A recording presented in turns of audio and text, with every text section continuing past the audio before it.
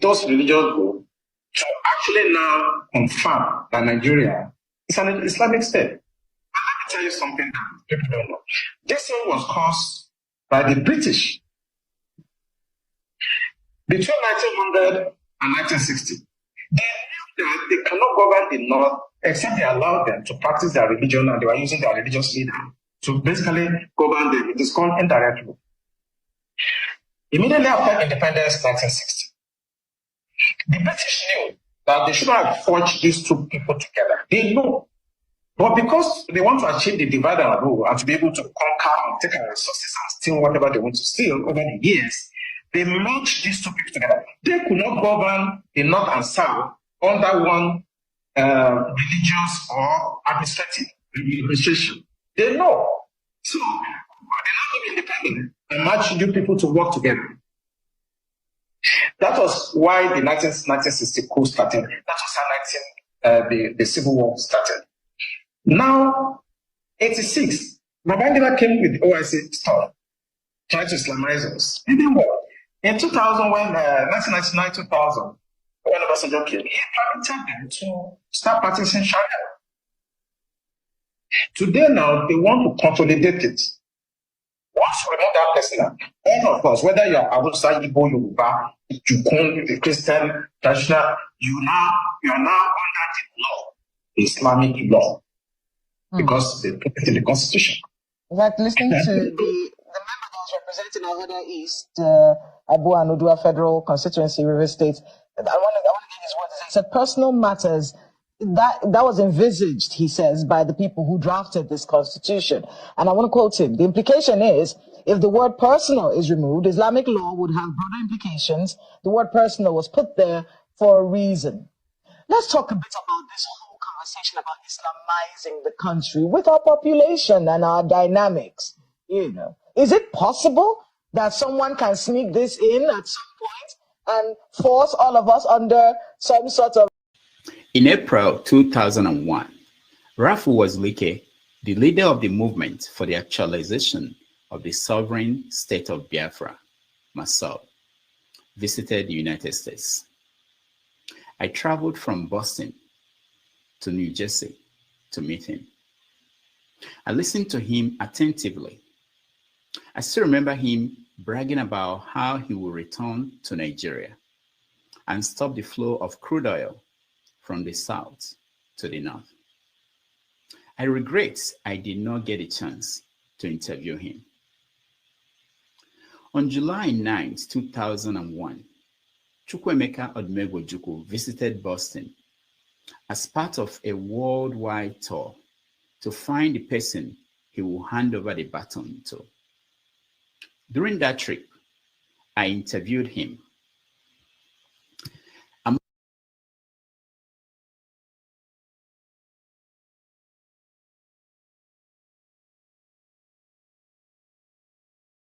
Asked him whether he considered establishing a government in exile when the Biafran War ended.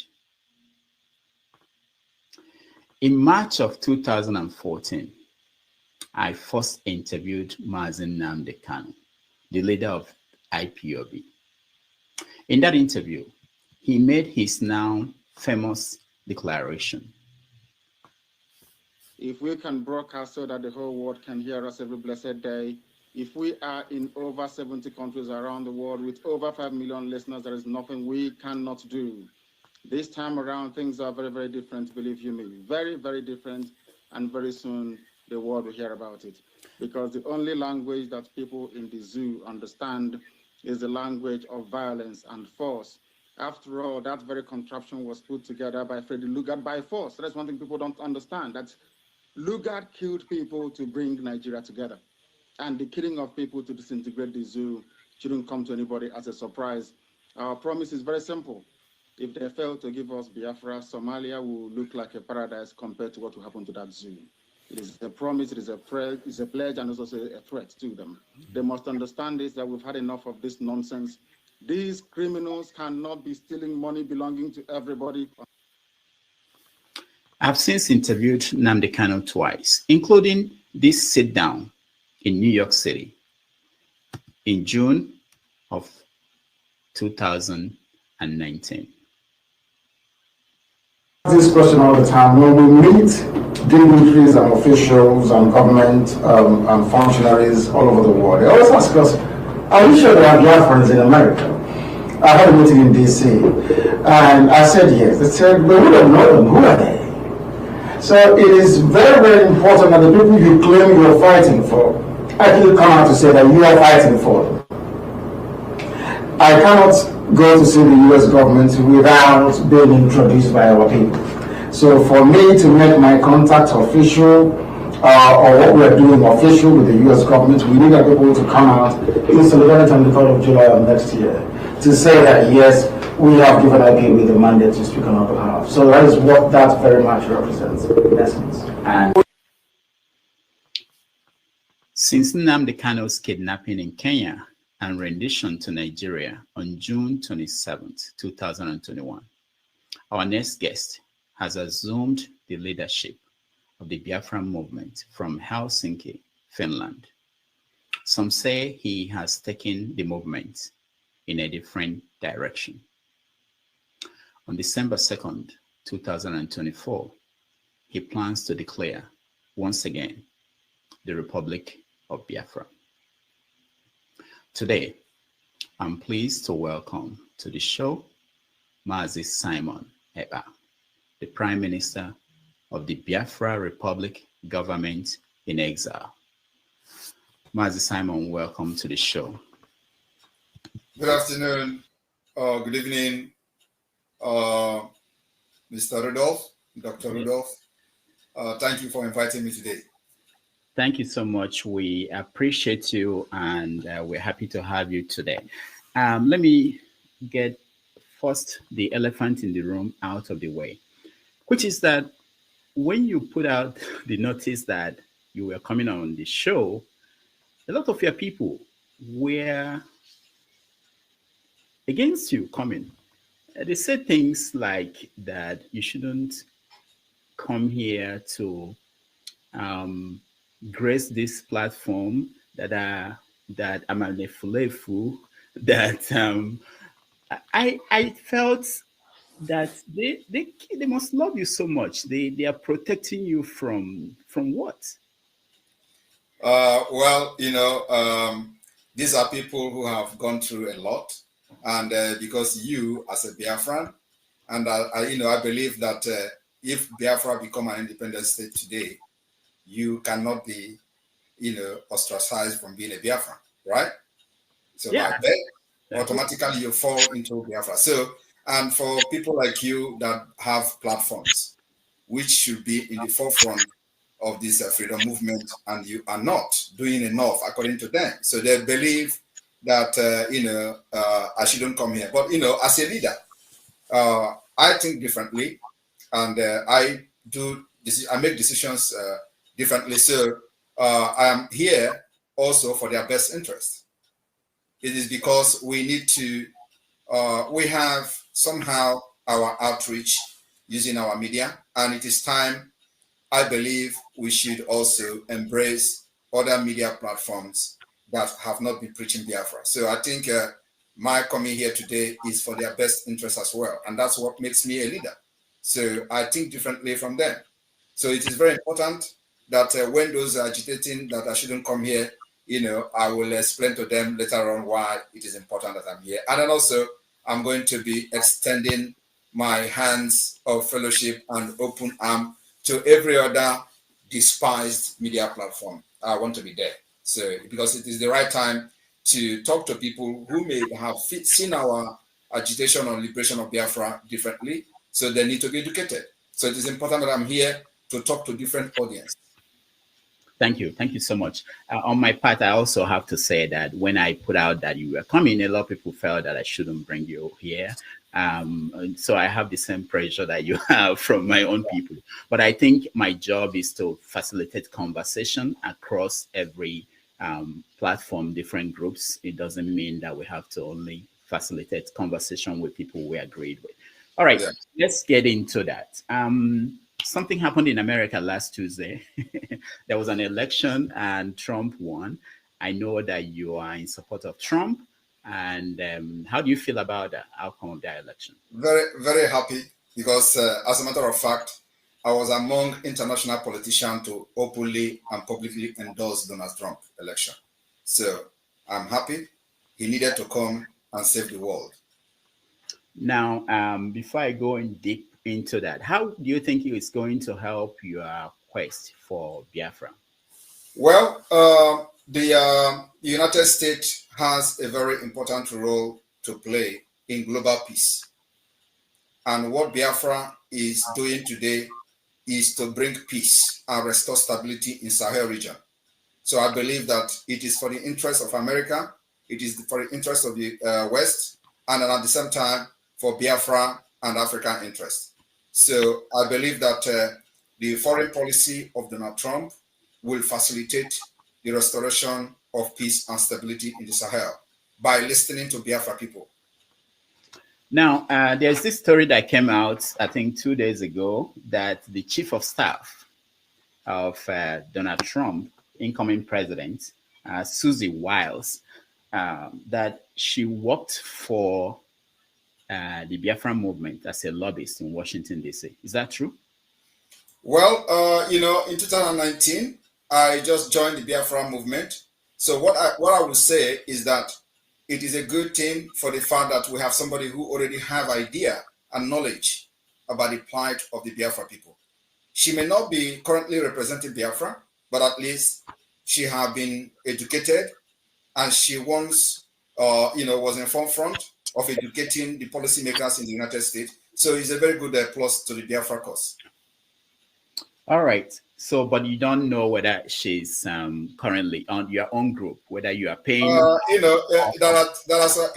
doesn't matter whether she is currently in the Biafra movement or not. She is now the chief of staff of the United States, and we must respect that particular office and allow her to concentrate on the United States. The appointments that she has been given by the president-elect. So let us not drag her into the Biafra controversy and all that. So the point is that her firm have represented the Biafra movement in the past, in 2019. And my happiness is that she is well grounded on the issue of Biafra. That's enough.